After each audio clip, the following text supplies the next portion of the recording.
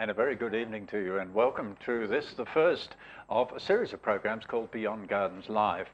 The live bit's important. You can talk to us direct here in the Beyond Gardens studio in WTV. Can I introduce our panel for this evening? On my right and your left, John McWilliams, hello, foodscaper, and on my left and your right, Gary Heddy, who, how do we describe you, Gary? Oh. Coordinator, organiser, all-round happy guy. Obviously, I have to pay him. You can join us. There are many ways that you can join us in this program, for although we're in the studio, we could also be in your garden. Firstly, you can call in direct, live. And now I haven't memorised the number just yet, so I'll just refer to my notes to make sure I get it right. 9468 5994. 9468 5994. And you can email us as well. That is tv@beyondgardens.com.au. And don't forget, you can attach an image, and that way we can see what your problem or what your pride is. And we'd love to have you involved, because this is a two-way live television gardening program. We're also delighted to be sponsored in bringing this program to you by the Water Corporation, by the City of Mandurah, by the City of Swan, and by the City of Stirling, when they've all combined to allow this program to come to you direct. So that's what the program's all about. We'd love you to join in. We would welcome your suggestions, your thoughts. Well, we'd welcome your comments in any way whatsoever. To get the program underway, we thought we'd start by going back just a week or so, back to Garden Week, and we had a video camera down there. Yeah, well, actually, we had a video camera down there, and we recorded a little bit just to set the scene on what we got up to at Garden Week. So for Garden Week 2013, we decided to build Stephanie's garden, and these are the plants that are going down to the garden very soon.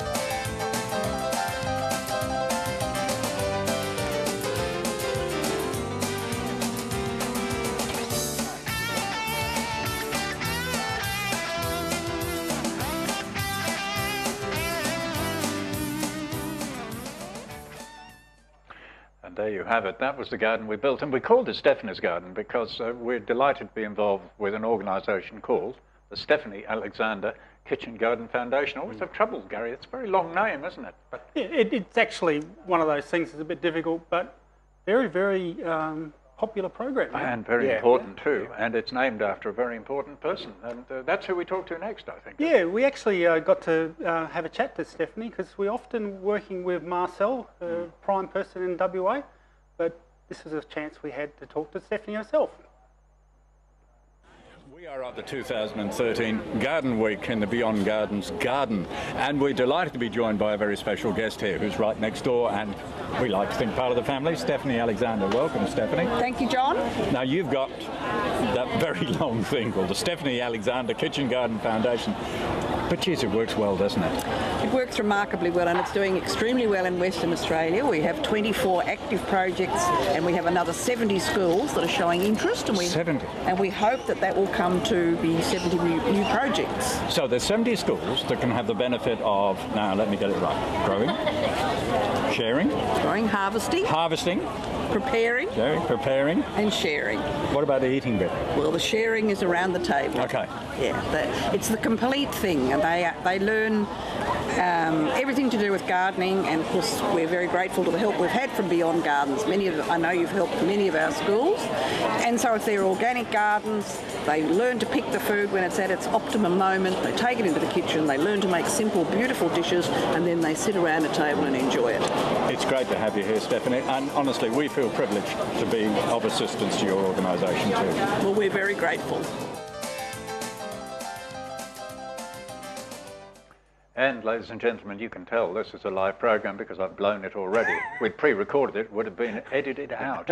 Let me give you the correct phone number to make sure you get it right. It is 6468 5994. 6468 5994. It's all these new numbers with the all these new sixes and the nines, you get confused. Gary. Yeah, so we, while we're there at Garden Week, we got to see a number of the kids who are part of the program for Stephanie Alexander, and they asked us a couple of questions. So we'll just have a listen to I think it's East Fremantle Primary School for a start.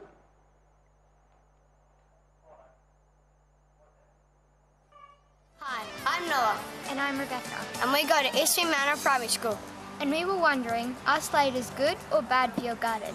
Because they've been eating our baby lettuces.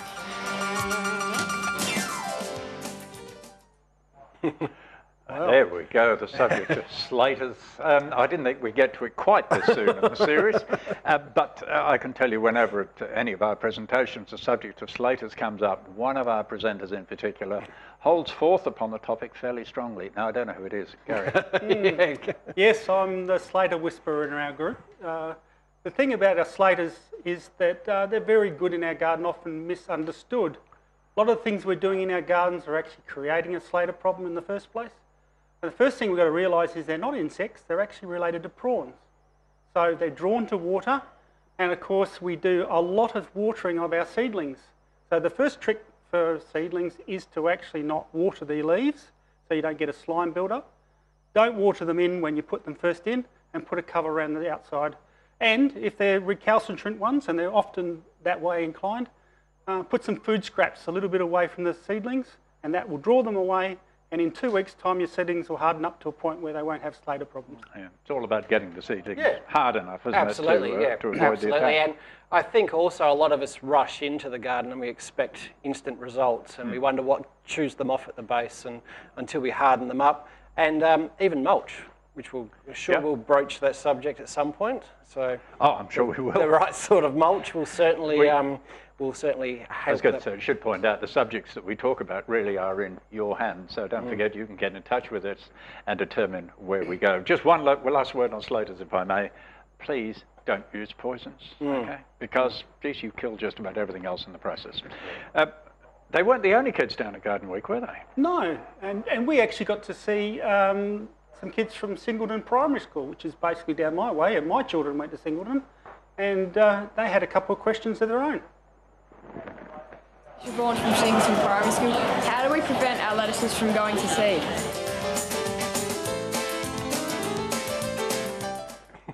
I'll tell you what, they were quick. What was the question, Gary? The question there from the kids was how do they stop their lettuces from going to seed? So lettuces are the big problem in most people's food gardens.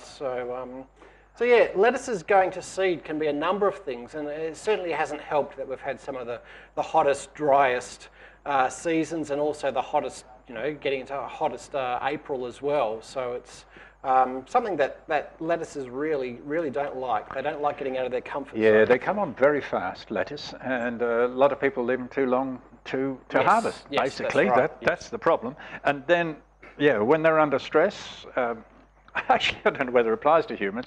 If we're under stress, we don't sort of rush off and procreate quickly, do we? But no. Lettuce do. So they'll go to seed. They don't need much encouragement, and they're off. And of course the seasons are changing a little bit, and temperature, Yes. related to temperature and day length. Yeah, good point. So when you buy lettuce, make sure that you're buying one that's correct for the season. There are all year round lettuce, then there are winter lettuce, and right at the moment it's a great time for winter lettuce. Yeah, absolutely. Were there any more questions from the kids? Well, there was, and Okay. Singleton thought they'd get a second one in, so we have another question from I hope they Singleton. speak slower this time. Oh. And Lucas from Singleton Primary School. How can we manage cabbage moths organically?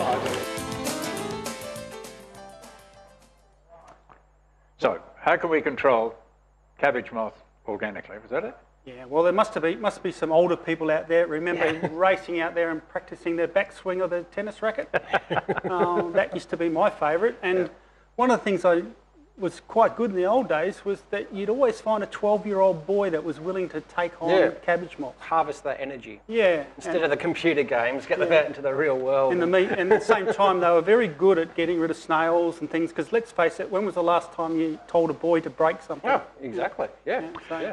There are, should mention, and I'm struggling to find it in time, I think I've lost the battle, but there are a couple of products you can buy now which go over the top of the veggie patch. So this acts as a physical barrier more than anything else. Yeah, it's actually a very, very lightweight netting material or softer material again. Yes. And you just lay it over during the danger times, because they are limited in terms of how long they're there. Yeah. It's just that they come and go and people just Yeah, get really grumpy. Absolutely. I think maybe we'll talk about shade a little bit later on, but I mean, it's important now to recognise that in summer, in our summer, growing vegetables in full sun is not on anymore, because I know we sound like grumpy old gardeners, but Exactly. even the weather isn't what it used to be. Talk about that in a moment. So were there any more from Garden Week? No, that was basically it from That was the it. kids. And just a message to Singleton Primary, having a chat to your teacher. We're going to come and have a chat to you when you go back to school and check out your garden. So let's throw back to you, sitting at home, hopefully listening to rain on the roof as we speak. It's in your hands where we go from here, although we do have some emails in hand, which we'll get to in just a moment. John, I've got some good news. You've got some good news. We do actually have a caller, our very first caller to Beyond Wonderful. Gardens Live. So Crack welcome. open the champagne. Hello? Hello. Oh, hello. Welcome to the program. Oh, hi. Welcome to all you three. I've got a simple question. We've grown some ginger just from a piece of ginger in a pot very successfully, and it's grown now to about 2 feet high. Wow. But we don't know what to do with it now. Can we put it outside, or will it be too hot, or what do we do? Yes, look, it's quite a tropical plant, ginger, and it's one of those that in our climate is marginal. Now, if we had viewers in Carnarvon, I'd say yes, go for it. But if you've got a nice warm spot in your garden, have you ever grown ginger? Yeah, I've actually got the native. You've got the ginger native type ginger, place. yeah. And I've got it under polycarbonate sheeting, so it's creating that So that's humigrid pretty hot spot. quiet environment, and it works really well. Yeah. I'd probably leave it in the pot. Yeah. Get a nice big pot so you can move it around to the position that's actually suited to the plant.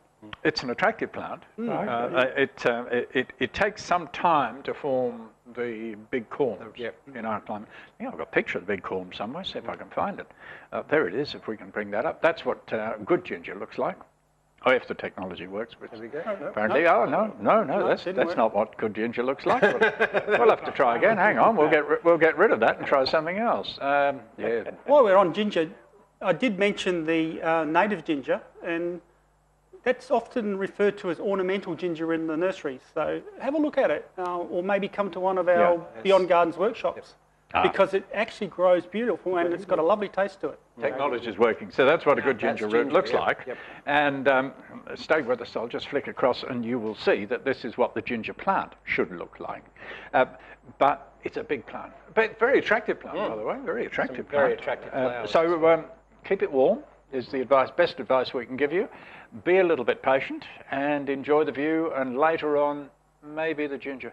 Yeah, it's just a case of subdividing it out and offer some to your friends and yeah, grow some more. I Persevere, went maybe absolutely. because the ginger varies enormously according to plants, Yep. and when the commercial growers grow it, they use a selected strain. Thank you for calling the program. Yes. Does that help? Probably does. Yeah, that's wonderful. Okay, yep. Thank you. We'll give it a go. Thank you for being number one. Yeah, and look, if you are going to call us, we'd love to take the call, but please, just one important thing. Turn the television sound down, otherwise we'll get in one of these vicious little sound loops that takes place, and we don't want to go down there. Let's head to the email box, because I see mine's lighting up, which means we're getting emails coming in fairly thick and fast. Where would you like to start, John? Wow.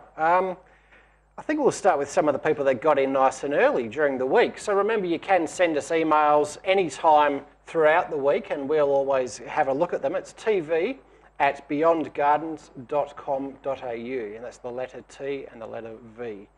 Let's have a go at this one here. This is from Tina. She was our very first email for Beyond Gardens TV, so welcome, Tina. Thank you. Big fan of the garden, but due to a busy life and sometimes unsuccessful events, I sometimes give up with gardening, don't we all? Her garden, she claims, is a mess right now. She has a couch lawn which goes into the garden bed all the time, so she's basically continuously pulling out grass. Well, that's a huge problem throughout the metropolitan area. Because of that, nothing is growing in the garden bed, and I'm sure there'll be a better idea than this to save me and my garden. Other problem is I have a lemon tree is dying because of sugarcane, I think. What should I do to save my lemon? So I'm assuming there she's probably using the sugarcane as a mulch. I don't see how else you can kill a lemon tree with sugarcane unless you beat it round the head fairly severely. I think probably the mulch, but whilst I, as you know, am no great fan of sugarcane mulch, I don't think it would be responsible for the death of a tree. Maybe not doing very well because it's not a very good mulch. But where do we start? With that mulch? Come back to mulch? Yeah, we can, yeah. We can talk about mulch for hours, folks. Yeah, exactly. Yes. So I think the first thing, to my way of thinking, I see a lot of times people tend to fertilise and put all their nutrients within the drip line of their tree. What we've got to realise is they're very shallow rooted systems and they go far and wide, and it's probably got its root system all the way into your lawn for a start. So that's the first point. Yeah. Please start thinking about trace elements beyond the drip line. And I think one of the other scary things, very common problem I found anyway with citrus, is that people will, and the instructions on the bag don't help, right? People will follow those instructions to the letter and then think, well, that's pretty good, so I'll give a little bit extra. And it used to be, the old instructions were that you watered about every 3 months. And, you fertilised every 3 months, and you put on a whole ton, and then you burn the roots off. So little and often is the way to go. Absolutely. Yep. Well, okay. Shall we talk about the wonderful rain that's falling from the sky? Can't hear it. Hang on, I'm listening to the roof. Yeah, I think we may Can't actually hear it, but it's there. I think we've got the radar to show it. Yeah, let's have a look at the live radar. See what live radar is showing us. The beauty of... we'll give them time to get live radar up. There we go. There we go. Okay, so there's that big band. It is obviously a frontal band of rain, which is good. That means that this is regular winter pattern rainfall, as opposed to the mid-level stuff that we've had over recent times. That's a fairly solid front. It looks like the tail is just about going to get to Perth, but most of it's going there down through the southwest. Yep. Very welcome rain. That's moderate to heavy falls, so talking about 10, 20 millimetres perhaps of rain. And that's going to indicate a change in season. It's the time of change. The temperatures are dropping, the ground's getting wet, and it's all going to hopefully get us back into the garden again. That's what it's all about, isn't it? Makes us want to garden, which is why we started the program this week. Yeah, and it's very nice. And it's also good for people like myself who are a little bit pale, so we can actually get out in the garden without burning to a crisp. Yeah, exactly. Absolutely.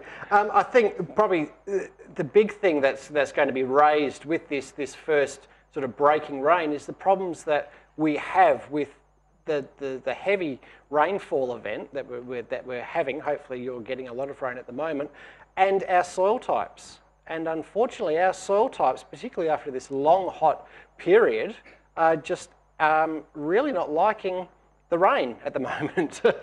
And it's largely a big problem caused by the organic matter being broken down and causing water repellent soils. They are. Now, if I can get this technology to work, I'll show you a little video about what happens when you've got sandy soils and you've got rain or indeed water coming out of the irrigation system on it. So let's have a try. Try, folks. It's there, that picture of sand. Yes, that's it. Okay, now if I press this, it should work. If it doesn't work, we'll go somewhere else. Here we go. So here's our gutless sand. A little bit of black in it. That's organic matter, as you can see. And in fact, this film was shot after some fairly heavy rain. So you expect the ground to be wet and receptive, but it's not. Look what happens when you add water to it. Now, that water is not going to get to our plants, is it? It's going to run off. And when we're talking, Gary, about water running off like that, and it's running off our gardens, that's running down into the street, into the drains, and straight into the rivers and all our wetlands. And not only is it bad for the environment, but it's also a horrible waste, because I've actually sat there and watched a rainfall event. Someone's freshly fertilised, and you can watch the baubles of fertiliser bouncing off the lawn and down the road and straight down to the drain. So lawn clippings, little bits of organic stuff, all that stuff is going down into the river and compounding our problems with an already extremely stressed Swan River, indeed all our groundwater throughout the state. So the cure is quite simple, isn't it? Yeah, I mean, we can just simply... Not magic. No, it's not magic at all. You can just simply apply wetting agents. There's liquid, there's granules. It's personal preference. Some work better than others, and in different environments. If you've got a sloping block, for instance, a liquid may work better than the granules. We've actually got some calls come through again, so the phone line's certainly hotting up. So again, if you do want to call, 6468 5994 is the number you can get us on. So, caller, are you there? Hello. Sorry, we've no way of knowing who you are before we put you to air, so we're talking to you. Hello. Hello, how are you? Hello. Look, we're well. Who are we talking to? Yeah, Bill. Hi, Bill. Kangaroo paws, John. Yes. Fertiliser, what do you recommend? And also black spot.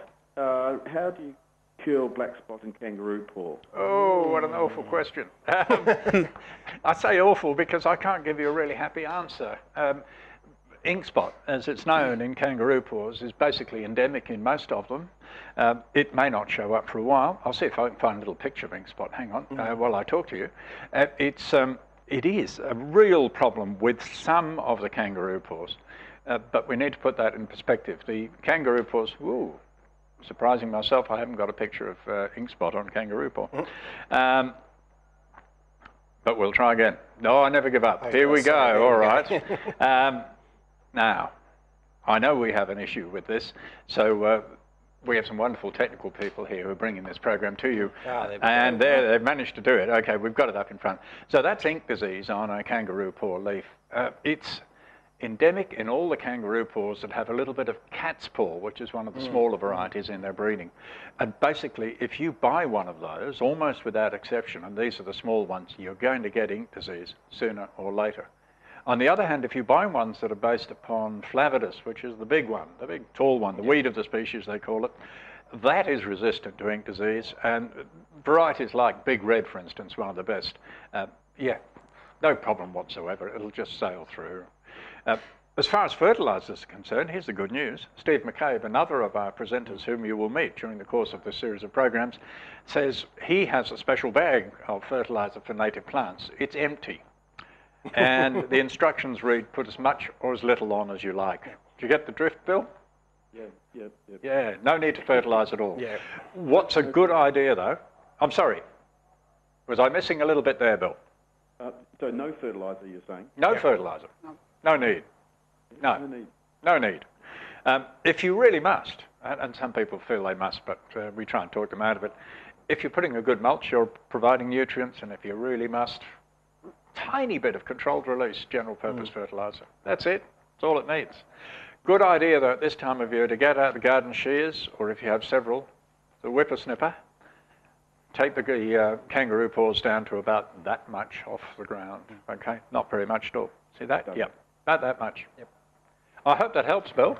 Yep. Thanks very much, John. Okay, thanks for calling. Okay. We appreciate the calls. Thanks very much, Bill, and thanks to our callers so far. We need to take a break.